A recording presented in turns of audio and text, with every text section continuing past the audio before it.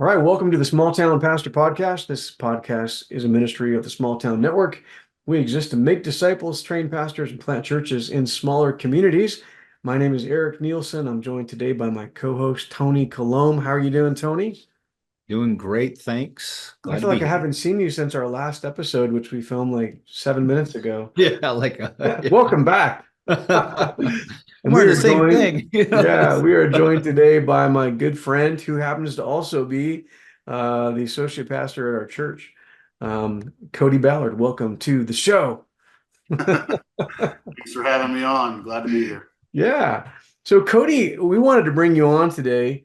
Most of the guys we bring on are senior pastors at in smaller churches and smaller communities.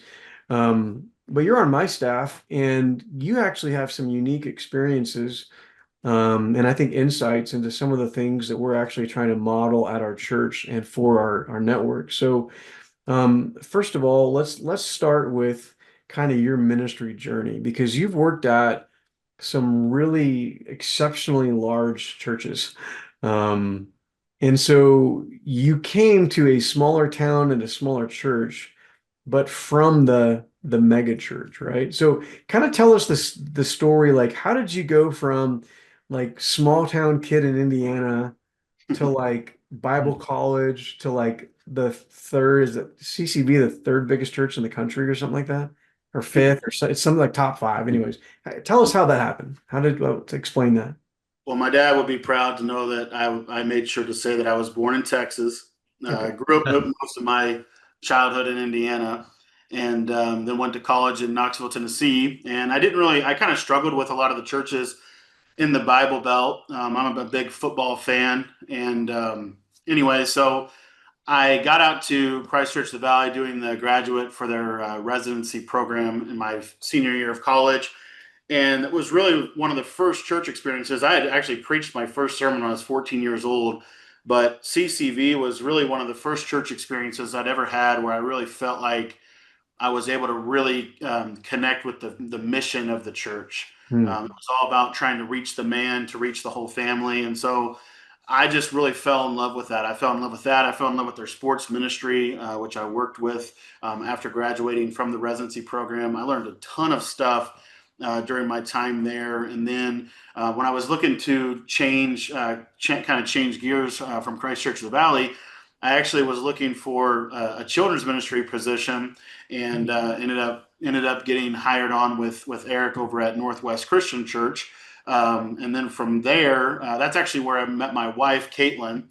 And I thought I knew kids ministry, and then I met my wife, and I realized I did not know. There was a whole other side to it, and so Now wait a second. Wasn't there like a prophetic word spoken about this woman named Caitlin there to was a you? prophetic word. Yes, there was. Huh. There's this guy that Cody Actually, when I called. interviewed, most of what we talked about, it felt like was Caitlin. Maybe I was just the only one that felt that way, but Well, Cody was single looking to mingle, and I was like, hey, there's this gal I know at the other church up the road, and she's fantastic. And turns out I do know a couple things. yeah, Wait a no, minute, that wait a was. minute, wait a What's minute that? here. Wait a minute. I'm missing some pieces here. I mean, like, all of a sudden I've got like Cody going from CCV to this other church, and then you're the one speaking a prophetic word into his life about his future wife. How did you all even like meet? Well, This he is kind of was a he story was too. part of he was part of like we were kind of part of the multi-site thing that was starting to happen. And so we hired Cody to be our children's minister at in McMinnville. Oh, It's part okay. of a multi-site thing, and his wife Caitlin was working at the Newburgh location. Gotcha. So that's Okay. kind of how we got to meet. Yeah. Gotcha. And then We from both left. I mean, basically we both left. So I moved to Idaho. He went to yeah, Ohio, yeah. right? So all this was kind of going down. I think between basically 2016 and early 2020, and some of my friends from Christ Church of the Valley, one of the guys, well, both of them, I just considered kind of fathers in the faith. They were moving to Ohio, and they wanted me to come be a part of that, and I really, of course, wanted to do that. And so about that time, in fact, I think it was literally the weekend we were driving out there. The pandemic was just starting. I think it was the second weekend in March. It was just starting. In fact, when we pulled into the parking lot in the church in Ohio, was the first Sunday that they had, kind of shut down the church for no Mm, in-person mm, services. And so automatically, driving there and even just kind of a first couple of days there, you realized something, things were changing. And you didn't know exactly what was changing, but you knew things were changing. And at that time, Caitlin and I weren't married yet. I was kind of just hoping that she would come to Ohio. A lot of details later. She ended up coming to Ohio. We got married in that in that little stint, and then from there spent about, I want to say it was about a year in Ohio through the pandemic at a church. I think at the time was running, I want to say 4,500 with several campuses, and I was actually part of a building. They were building a multi-million-dollar facility in a community down there, and I was going to be the next gen family pastor basically. And so, anywho, kind of moved through that, and pandemic was really rocky, and all the way through that, I was wrestling with kind of my future in ministry. I was wrestling with really what is God calling me to do, and about that time. With everything going on in the pandemic, having more time at home, I started to look at potentially a bivocational type of option. And so out of nowhere, actually, I don't even remember exactly the whole happenings of everything, but out of nowhere, reconnected with Eric. Never thought I would really see him again. Barely, really thought I'd probably never talk to him much again after I don't we. know that we liked each other all the time when we got Yeah, together in yeah. Oregon. I We kind were of kind drove him of a little nuts, and I don't know if he drove me nuts, but yeah, we I guess were he drove me nuts too. dude, So we were both like in this just different place of life, I think we mm, I always felt a lot of pressure from the multi-site to like make sure that our campus was like being squared away. And you were this young guy that, didn't want to listen to me because I'm an old guy. And to be honest, you'd had it wasn't just you. I didn't want to listen to anybody, and that yeah, was but part you also had a lot of experience at a very big successful church. And we were kind of small potatoes, and I think that kind of gave you like a bit of a challenge because like you probably knew some things that I didn't know. So both of us kind of through a series of circumstances found ourselves in places we didn't want to be anymore. I went mm, to Idaho, and I think it's okay to say we're not naming names or anything, but the church experience you had in Ohio was not good. And you were like, when I talked to you, I remember I was hunting and you called and we'd been texting and you had COVID and some things like that, but you called me and I was out in the middle of like literally the middle of nowhere with a rifle hiking looking for deer and you called me and I took the call and somewhere in that conversation I said, "Why don't you just come out to Idaho, man? And we're doing something mm, that's different and I think you might like it." And so mm, at some point you came. I don't remember like, the sequence of events or whatever, but it was you yeah. and your wife leaving your jobs, packing up. I mean, you had two like small economy cars full of stuff and Mhm. drove them to Idaho, lived in my house for like I think a couple of weeks with us while you were trying to find a place and like that's kind of how like you came here. So I'm kind of trying to get us through this. So what's it been like for you to go from massive, big, successful, mm, nationally known church and churches to a small town church plant? What's that been like? What's the difference? mm, I mean, there's a lot of differences. I think one of the things that I thought initially when I came to Idaho, especially early on, was I was looking at kind of my life in the megachurch, and really what effectively you are if you're not a high level leader in a megachurch setting. Generally speaking, your paid staff typically to lead some type of program, primarily recruiting volunteers, is kind of your number one thing that you're trying to accomplish. mm, And so one of the things that you can do is you can kind of look at that almost like a sales position where you're trying to mm. take a prospect through a funnel. And I mean churches will call them funnels, engagement cycles, engagement Pipeline. whatever, right? Yeah. And so you're just trying to, we kind of joke about it, but you're just trying to get them to their next step. And there's nothing necessarily wrong with that. I don't think it's Right. necessarily a disservice to their faith, but I do think it's a Sure. disservice at times to the pastor's maturity in a sense, because you're really more of a program director oftentimes than you are a pastor, just simply in the Mm, in the formation of the mm, setting. And so when I first came to Idaho, I was like, man, I've never done so much ministry. I've done more ministry in the last, couple of weeks than I felt like I had done in my whole career. That being said, I think looking back on it with a little bit of maturity, I actually would say I think the real challenge is that you can make disciples no matter what context you're in. You just have to make that decision, for yourself. And when you're a small congregation, there's nowhere for the people to hide. There's no other person that can just pick up the slack. And so if you don't disciple people in a small setting, you lose them very quickly because you don't have a nice program that's going to Right. hold them to the church. And so I think that was one of the bigger differences was just being in this type of setting. It really forced me into a style of ministry that I didn't even know. I guess I didn't even know that I loved as much as I did, which is just the small, life on life disciple making relational ministry that I had really. What's ironic is that had really impacted me growing up. My dad, he passed away when I was 14 years old, and one of the biggest reasons for me being in the church is really because of the men in the church that really took it on their shoulders to basically raise me up in the faith and Mm. believe in me even in times when that probably shouldn't happen. And so, I just think that that style of ministry it really comes out in a smaller setting. And so I think that's been one of the bigger differences. Is just that the core structure of your week in week out is way more life on life with the congregants or the people of the church, as opposed to what I felt like in the megachurch setting was more. You're in a lot more meetings. You're in a lot more. You're trying to plan and execute and recruit for events and things like that. And so I think if you're again, I don't want to say that you can't make disciples in a megachurch setting because I totally think that you can. But I think it's super easy in the megachurch setting to just do your things and Mhm. not be pushed into disciple making, if that makes sense. Yeah, so So with you program, at the yeah, point when you came to our church, you'd preached like as a full-time staff guy, you preached like how many times at the yeah, three just churches you worked at? yeah, just a handful, if Yeah, that. handful of times.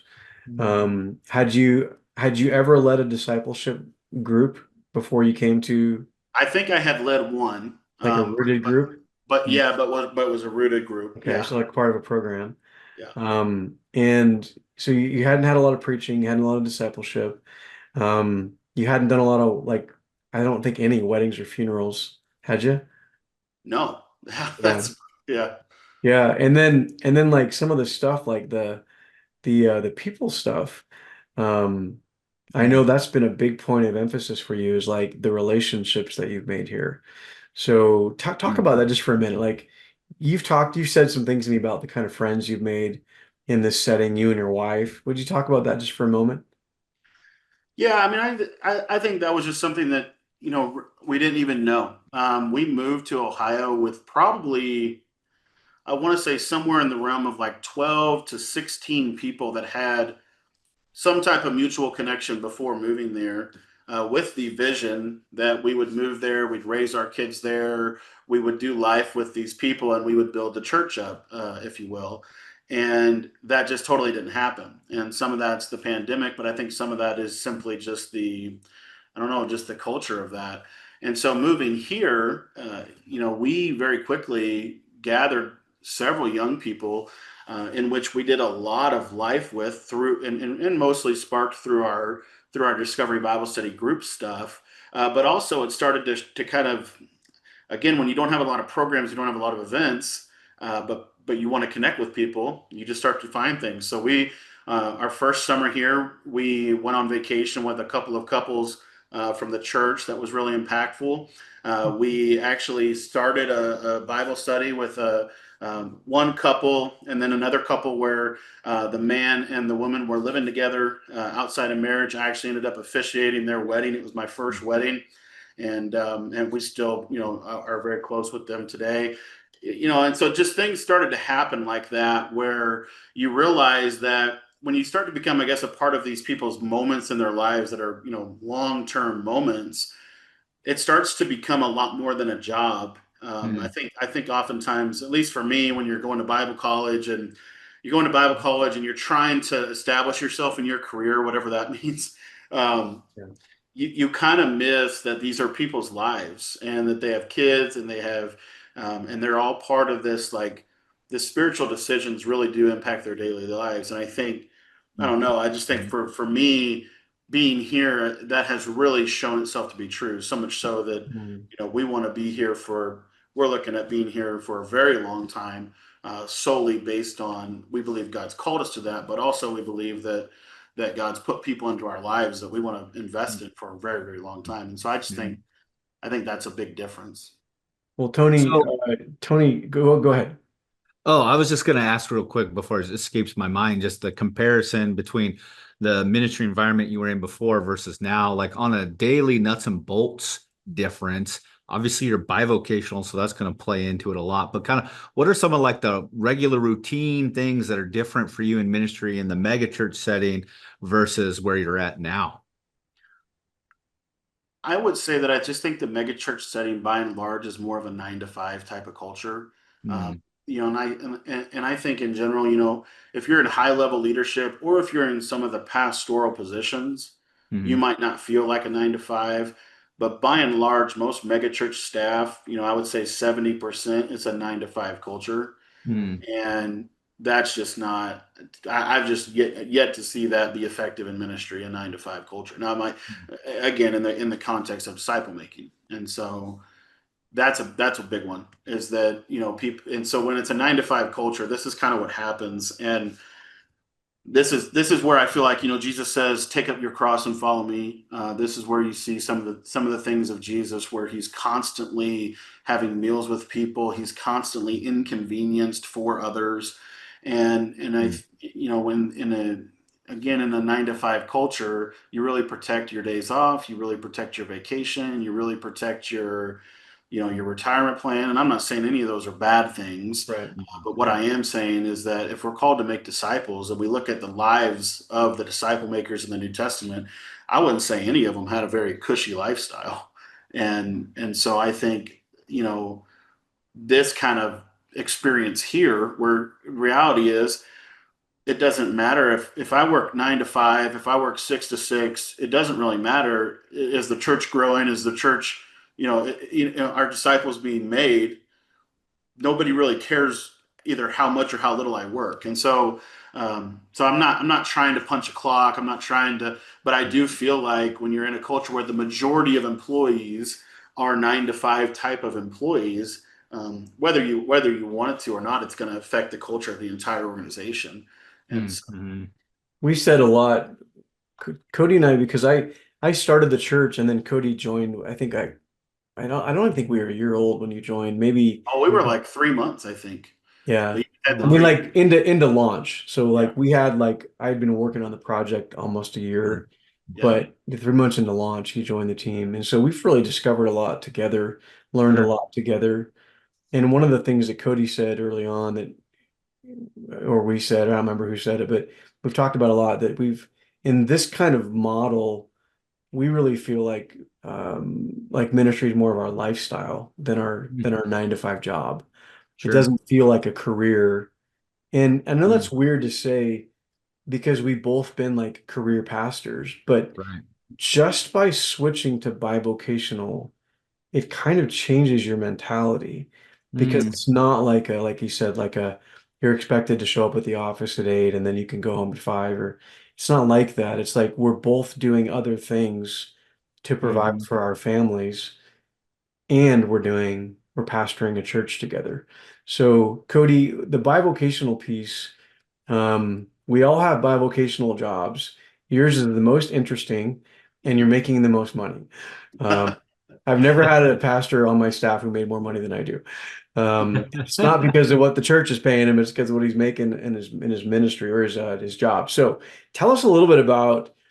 Tell us first of all, like what your other job is, and then let's talk about what is how it's different to be bivocational than being a full-time guy on staff Yeah, I probably have the best bivocational job for ministry because of I can all do time. whatever. Yeah, I'm a YouTuber, online business, if you will, a little bit of both. I basically teach people how to play Madden in college football. As I said, I'm a big football fan, but I teach them how to play the video game online and make money doing that.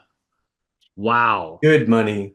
Bro, like, so just real quick, that sounds like a dream come true to me. My wife would probably leave me, but uh, I'm glad you got that going for you. You're a blessed man. But I remember when I was in Joplin, so I took an extra semester at Bible college just because I was working. I had to work and stuff. So I had to spread out my load. And I finished December of 2004 and didn't get to graduate till spring of '05. So I was in Joplin for a whole semester. All I did was preach on Sundays at a little country church, Uh, Christ Church of Perseverance. I preached every Sunday there, no and way. I played Madden college football every Oh, other day of the week. I like where I could take a school, build a school. Like I had Ozark Christian College winning national championships. You know what I mean? Like, loved on Xbox way back then. It was so much fun. So please, I don't mean to interrupt. Carry on. It's Madden 2004 was when Michael Vick actually just broke the game. He was like just it was like the most game breaking player ever. And then Madden 2005 they had a was actually one of the first Maddens that I ever really played got into, and they had a play creator in there, and that's kind of how I got Oh hooked on. yeah, I remember that. That was great. Yeah, was designing plays. And anyway, but yeah, actually I was kind of alluding to it a little bit when we were in Ohio. But when I was 14, I inherited one of my inheritance items was my dad's laptop, and I guess just 14-year old, not a lot of time on my hands, loved playing Madden, was not really that good at it, but I just started just started playing and posting. In fact, some of my first videos, which shows you how much I know about technology, because everybody thinks I'm a YouTuber, so they immediately want me to work on their computers. I don't really know that much about that kind of stuff. I'm a sports guy more so. And to the point that when my first videos, I didn't know that the webcam worked on both sides of the computer. So I turned my dad's laptop around to film To record you? my first couple of videos. Oh yeah, and I sound completely different. And the youth group had one heck of a time when they figured out that I was posting YouTube videos. We grew up in a town of 3,000, but the youth group we were in was like the youth group. It was like probably 50 or so, and so they just had an absolute field day when they heard Cody was posting YouTube videos. And That's anyway, awesome. sure enough, it's turned into a huge blessing for my family and So I. real quick, so that you started that at 14 and you're Yeah, 30. yeah. You've been doing this for 16 years. Long obedience in the same direction. We just talked about that in Hey, our that's last episode. crazy. Yeah, role play. Yeah. Yeah, So it teaches you a lot. Definitely teaches you a lot about ministry, though. It's very similar in the sense of you're trying to influence people, and Huh. you get a lot of hate. You get a lot of accusation that you're really not doing it for the right reasons. So or that you don't know what you're talking about or yeah, or that. Yeah, yeah. yeah, all the criticism for sure. Do you guys that are like, professional YouTubers, do you actually read the comments a lot or do you kind of like go, eh? I think people do more than you realize. Hmm. Uh, Mm, I you put a lot of your identity into YouTube because you start it because it's a passion of yours. It's something right. you want to do. And then the second you start making any kind of like realistic amount of money doing it, now all of a sudden you feel pressured to make more and make Now more it's and make different. more, Yeah. and now the situation that I'm in is a little bit different where I feel like I have a little bit more, I guess, wisdom with YouTube. But now it's a significant impact on my family's life because Mm, my wife stepped away from her career to become a stay-at-home mom to help raise our first child. And so I've kind of felt a little bit more of that. And but ultimately, to play the spiritual card, it does make you rely more on God, because there's not a lot of stuff in YouTube, or really any kind of solo entrepreneurship type of venture that you really are 100% in control of.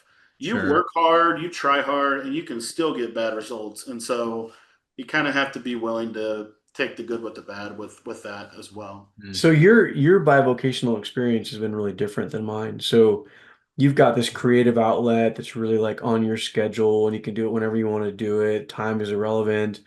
Like my path on bivocational was like I was a high school substitute teacher. I taught English at a community college. I was a domestic violence counselor, and now small town network is my part-time job. And so now I'm in a situation or I'm kind of like I can do small town work whenever I want to, like you can, you too. But does that we've kind of talked about not all bivocational jobs are created equal. And so what would you say is the upside of like the kind, not YouTubing per se, but that kind of flexibility? What's the upside of that for you as you're trying to help pastor a church and then also have another source of income? I just think the upside of it is that you have freedom to meet with people in the church whenever they are available. Mm, Whereas if you're doing a substitute teacher type of position, or even a regular teacher position, you're pretty much in that job from 7 to 3. And mm, so, my schedule, which is kind of crazy, is I tend to try to work from 4 or 5 in the morning to 8 or so, and then I have a significant amount of time that I'm available to be able to meet. And if it doesn't work out that day, what's nice about it, and really any job where you can kind of control when you work, mm, what's nice about it is then you can just move things around a lot. The downside to it is you can move things around a lot, and it's sometimes uh, unproductive to do it that way because Sure. you know, right. You're uh, not staying disciplined on the consistency. yeah, there's not a clear end. There's not like a clear end, and I think that's a challenge. One of my friends actually, they could potentially be in a position though, and this was something I was actually pursuing, was a bivocational sales job where you basically, you make X number of calls a month. That could be the same kind of idea. But anyway, just there's a lot of benefit to a job where you don't have to go to the job necessarily, and Mm, kind of do it at your, that's obviously probably ideal for a mm, bivocational model.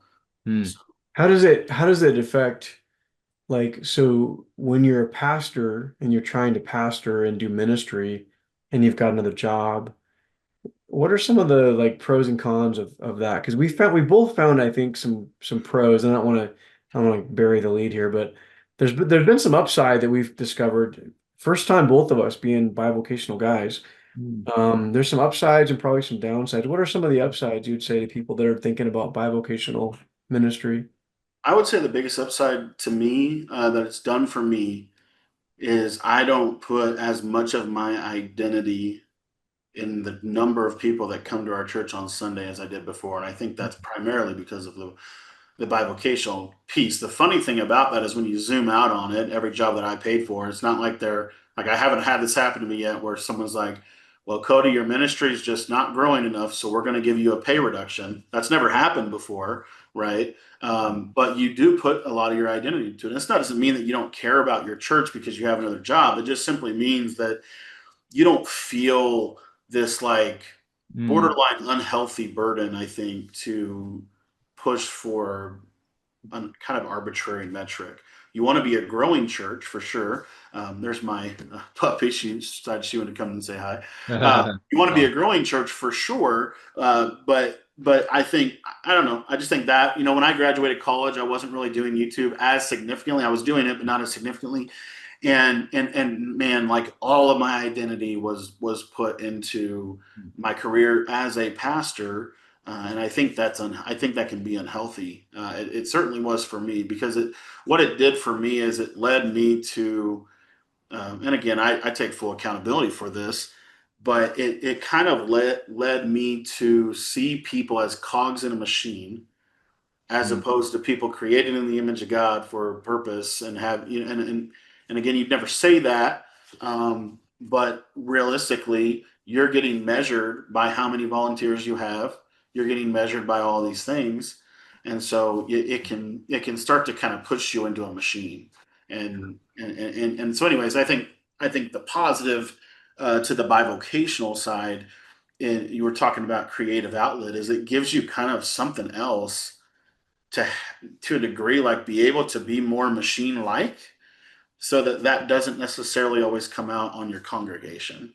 mm, They get more of the lifestyle pastor mm. that cares for them beyond just a paycheck, because obviously you're diversifying your income. Or beyond like another attendance record that we're Mhm. always pushing for. Right, The first right. time Cody had, and I'm not making light of this, but the first time we had a family that Cody had invested very heavily in leave the church.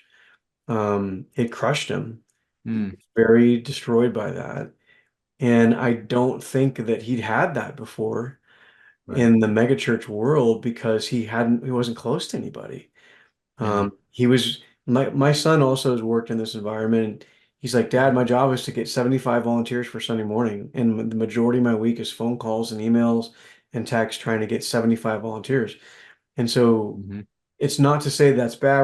We're not throwing stones at anybody, but it's Right. hard to get close to people when you have this like pressure bearing down on you to get that volume of people to run a program on Sunday.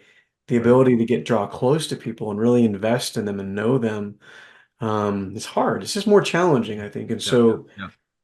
Cody like had this experience where there's a family and really and like another one not too far after that. We're real popular with people. We're just driving people away left and right. Yeah. And and I remember thinking like, man, it's you're experiencing that. We talked about it because you Hmm. care for these people, and it's been such a great development in Cody's life as a pastor to go from being a very high capacity, very skilled, large church role player, specialized ministry guy to Hmm. be a shepherd of people's souls, and they love him and he loves them, and that's Hmm. been cool. But the bivocational thing, just skip back to that for a second. One of the things is that you can honestly say to people, and this cuts both ways, hey, I have another job. Hmm. Like it forced us to say yes and no to certain things Sure. that we probably would have viewed differently as if we were full time. Well, we early on, it was a lot of like, hey guys, I know your last church had this, this, and this. We have other jobs. We can't program that. We're gonna have to say no and be lean in our programming. Yeah. The Yeah. flip side of that is it almost forces you to be a better delegator and to like if we're gonna do this, we're gonna have to get someone else to do it because hey, we both got other things going. And so Hmm. we don't have endless hours to pour into just our ministry because we're trying to make money for our families in other venues. Right. So it kind of Right. cuts both ways in some interesting kind of ways. So Yeah, I think the bivocational thing, and we've talked about this a lot with the small town network over the course of this podcast run, which is so fascinating because there was a point where I was bivocational too as an associate pastor here. It was did an opening shift and assistant manager at a local gym, and one thing I miss about it is just being in a place where a lot of people from the community are coming and going, and getting this, especially how it worked at the gym. People would come in, scan their card, they'd check in, their face and name would pop up on the computer. So I could like see them, see their face and name, see them, see their face and name. And within 2 visits, I had their name memorized. So it's like I would be out in the community, be like, hey, whatever your name is. And so that part was really, awesome. really great. But what I love about what you guys are sharing and the difference between Eric, what some of your bivocational experience has been, and Cody with yours, is the encouragement for a lot of people out there that might be struggling with this idea of getting involved in ministry or planting in a small community or pastoring in a small community and worrying about the ability to support your family. There's a lot of opportunities these days to do a variety of kinds of things. I mean, there's so many online type work where you Right. can make good money and have a lot of flexibility and work wherever, or be planted in a place that might be a little more structured in the time frame and the location, but then you're also in a place where you're running into people in your community. So just the incredible flexibility, I think, is a model worth thinking about for a variety of folks. So Yeah, and I love that. my our small town network, I basically run it from this room on this screen. Hmm. We're planting churches around the country Hmm. and I don't go there. I sit in my office and do it, and I can do it whenever I want, Hmm. because I have a flexible time frame. The thing with bivocational, like we've talked about, is it's not all created equal. And that's something we found. Like my son works a 40-hour week job, like he's on the clock, and he's Hmm. part of our team, like as an intern. And that's been super challenging for him and for us to work with him, to include him because he's got a 40-hour week obligation. Right. Our church planter, Evan in Tennessee, he has a 40-hour, like full-time job that is like a family business that he runs, but he's got the flexibility. If that particular job is flexible, he said, I can run it from anywhere with my phone and my iPad. Mm. So they're not all created equal, and they each present certain challenges. One of the things that's been interesting for me with Cody and everybody else that we have Mm. is that we've made a requirement to be at our church staff being bivocational. And Mm. so what immediately happens is you weed people out. Oh yeah. Right. That has become like kind of the litmus test for our church planting model is if you say to people, if you plant a church with us, you have to be bivocational. And I'm telling you, a ton of traditional pastors immediately go, I'm out. Now, Mm-hmm. what's interesting about that is they see that as a detriment. Right. Cody and I see that as a what's the opposite of a detriment? We see it as like Benefit. an opportunity. Yeah. So Cody makes way more money for his family working as a YouTuber and an associate pastor than he would make or has made working full time at a megachurch. Right. I can't say mine's like that, but there's opportunities. What I get my opportunity is to do something I'm really passionate about.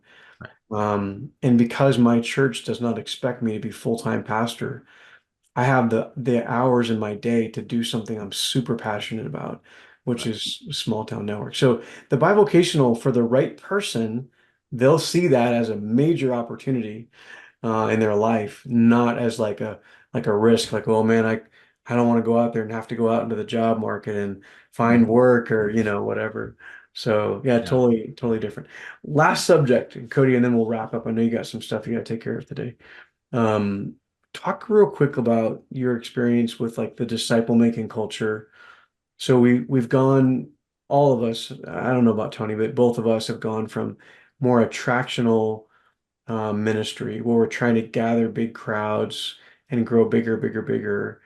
And then you come into this environment where we're focused on disciple making, trying to send people out, grow the kingdom, which kind of grows this way, instead of just growing the church, which grows this way. Kind of give us your 2 cents on that, what that's been like. Yeah, I just think with again, I was in a position I had recruited a lot of volunteers. In fact, a couple of the guys I recruited ended up going into ministry, and I didn't even know that. And looking back at that, I spent time with them. I cared about them. I loved them, but I didn't really have an intentional, even thought in my head, which is as convicting as that to say, Mm. an intentional thought in my head that I'm going to disciple this person towards maturity in their faith. I didn't have that. Mm. And again, I'm gonna give myself a little bit of slack. I was 21, 22 years old, but I didn't Sure. have that. And I've been in Bible college for 4 years, and I knew how to exegete the scripture, and I could give you the Greek on the Great Commission, but I couldn't tell you the first thing about what it really means to disciple people in the way of Jesus. And I think that right there, Mm. it still bothers me because we're not, I wouldn't say we're just blowing the doors off, but I would say that we're making an effort. And as we go down the path of attempting to make disciples, then you have to talk about what defines what a disciple is, and how do you define that, and what are you looking for. And if you're not careful, and this is what happens a lot, and this is why this is just my 2 cents on conferences and things like that. I used to love going to conferences, maybe just because I have a 1 year old now. I don't like to go to conferences anymore. I used to love to go to conferences because you'd get all these amazing ideas. And I'm not kidding you. If you go to a conference, you'll probably get 7 or 8 different speakers that have the 12-step system to making Yeah, a disciple in your content. Like every single person has it, and they're all different, and yet they're all similar. the And silver bullet. Yeah.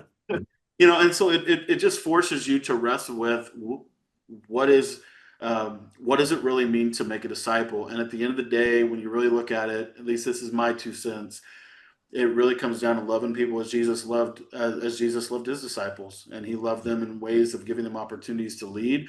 It wasn't a comfortable kind of love. He constantly pushed them out of their comfort zone. He didn't have like a 15 point checklist that he was trying, which I feel like is kind of the new thing, is like, well, do you attend, do you serve, do you give, and then are you helping people do the same? You're a disciple. And again, I'm not saying those are bad. I'm simply just saying that if I think it is almost impossible to make a disciple without investing your life into them. There you Mm. go. I think, when Paul says, I've shared my faith with my very life, Mhm. that those words are really true for me here Mhm. because in my time here, I've made mistakes with my disciples in the room, and I've had to repent of that. I've, Mm. I've seen my disciples, people that I'm trying to intentionally disciple, make mistakes, and I've had to love them Yep. through the mistakes. I've been hurt Yep. by people that I deeply cared for, and I, kind of convicted that I didn't have that before. I didn't have that before. It was Mm. basically, where are you at on your discipleship wheel, and how can I get you to the next stage? Mm. Which again isn't bad, but what's really been different here, like I've had so much of this here. I actually have two boys that are staying with me for a day because their mom and dad are out of town. That never would have happened before. And maybe because I just turned 30, I don't know, but why in the world would that happen?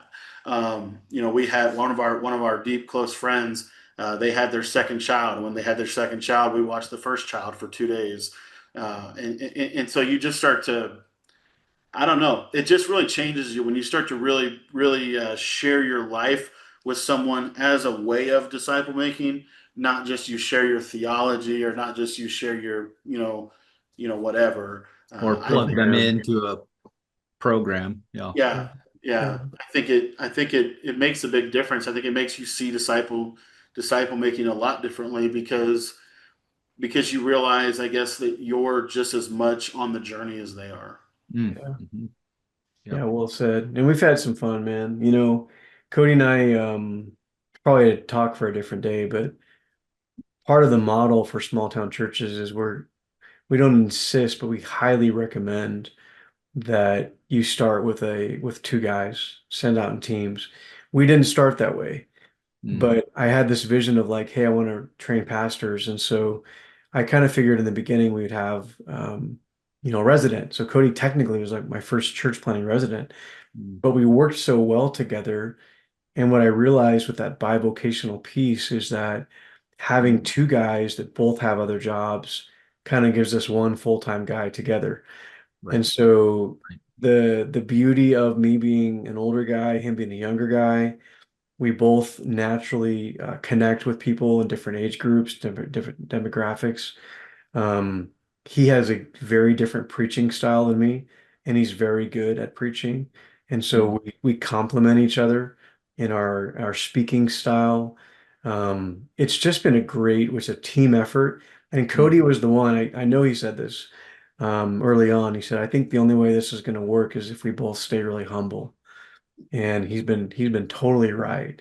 And Mm. we've gotten after each other sometimes and we disagree sometimes, but we are both committed to kind of co-pastoring this church. Mm. And as bivocational guys, sometimes like I'm gone, he's covering, sometimes he's gone, I'm covering. He has a Mm. couple weeks a year, like when Madden launches, we call it, we put it on the church calendar, it's called Madden Week.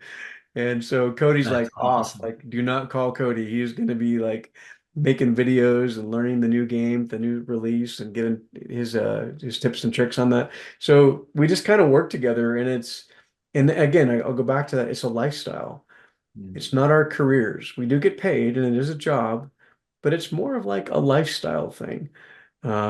And we've created a life for ourselves in this community, and we were kind of talking about this last episode with Chris in Kansas, that we have a quality of life. Both of us have a quality of life that we've Mm. never enjoyed before. Mm. And it's a good life. It's happy. The workload, the amount of hours we put in, it's good. And then we've kind of discovered something with this. And Mm. Cody, it was pretty early on. We talked about scorecard, remember? We're going to keep score differently than other people keep score. Mm. And because we've adjusted that to say what we care most about is training disciples, or I'm sorry, making disciples, training pastors, and planting churches, that's how we keep score. So Sunday morning attendance is not our scorecard. And that, for those people who actually will watch this, that sets you free.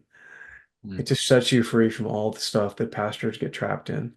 And so there's a happiness and a joy and a lack of pressure that we've never felt before.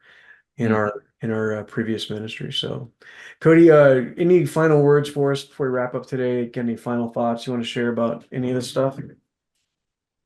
I was actually talking with the founder of CCV, Don Wilson, a couple weeks ago, and we were talking about this because he's wrestling with disciple making movements and working, trying to give that a shot on his side.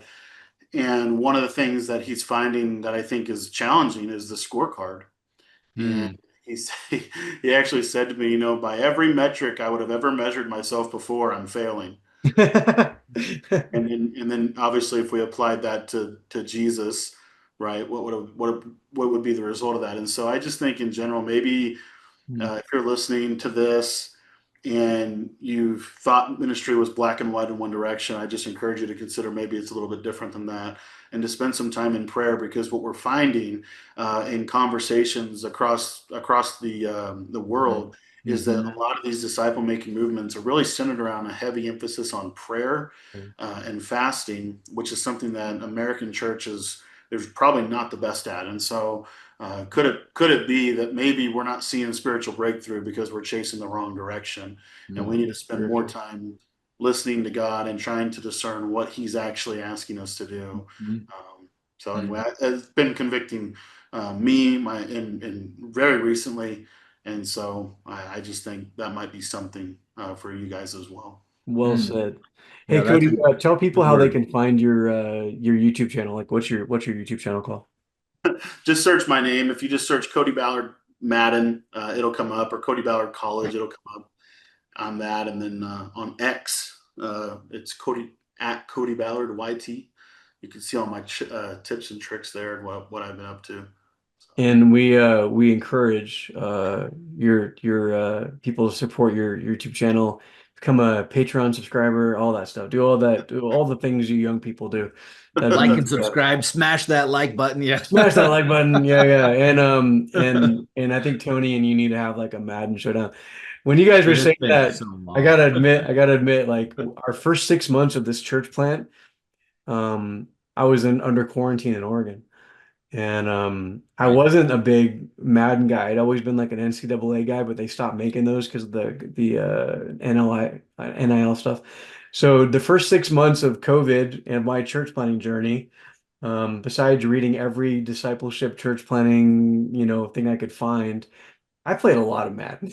My wife was teaching first grade on a camera on a Zoom screen. If you can imagine teaching first graders on a Zoom screen. And Mm, meanwhile, I'm in the back, like trying to build my dynasty on Madden. mm. So, and when I moved here to really get to work, and it was time to really get to work, I gave away my Xbox because I'm like, this will be counterproductive for me to have this. Uh, All right, guys. Well, hey, thanks again for jumping on, Cody. Been a pleasure having you, and obviously we've got meetings today. I'll probably see you this afternoon. But for everybody else who doesn't work with me, if you like what we're doing, please hit like or subscribe where you watch or listen, where you watch or listen. If you're interested in Small Town Network, you can find us online at smalltownnetwork.com. And if you believe in the importance of planting disciple-making churches in smaller communities, we'd love you to consider partnering with us in prayer and financial support. You have been listening to the Small Town Pastor Podcast.